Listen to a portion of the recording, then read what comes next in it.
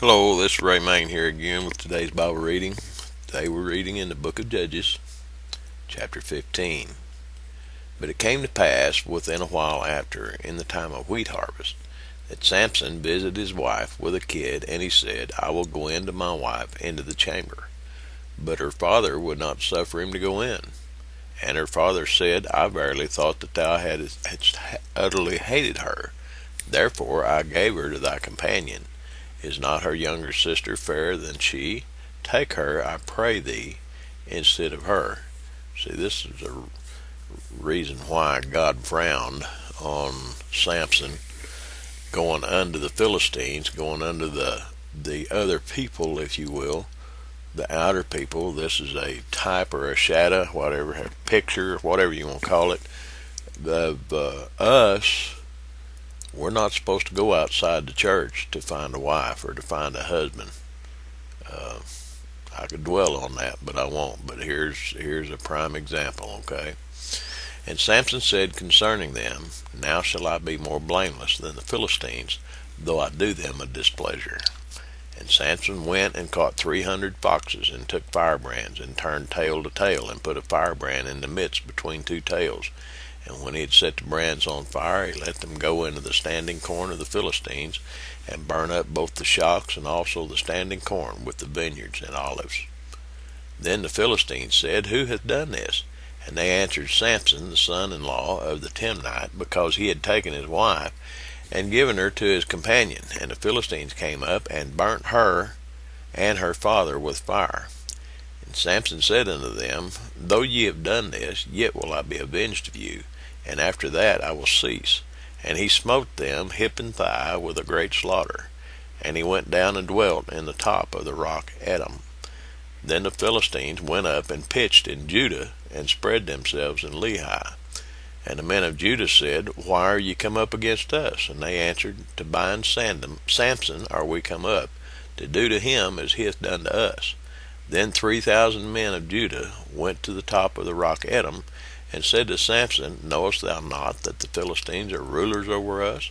What is this that thou hast done unto us? And he said unto them, As they did unto me, so have I done unto them.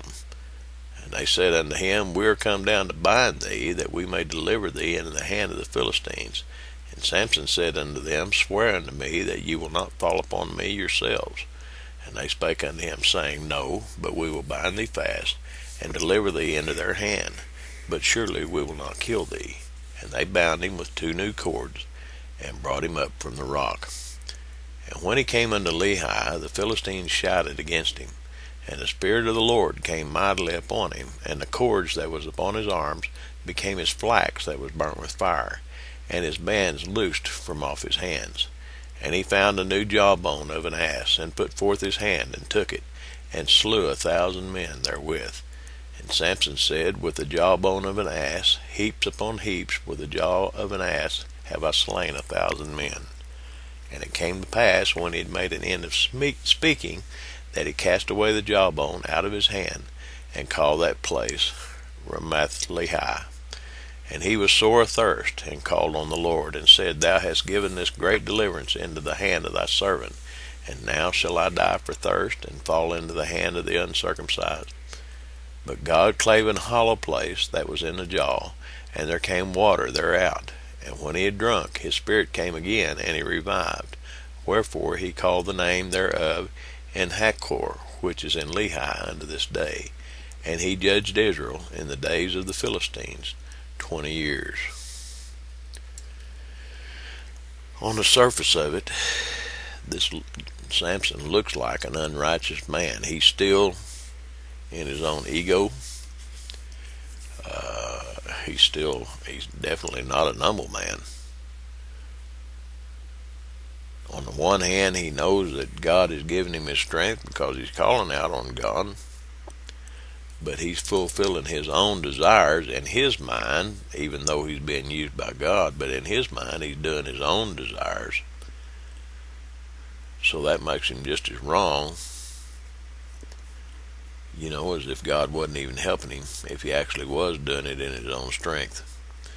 But see, this is all part of God's plan to get back at the Philistines. to get their yoke off of Israel. But judgment time's coming, folks.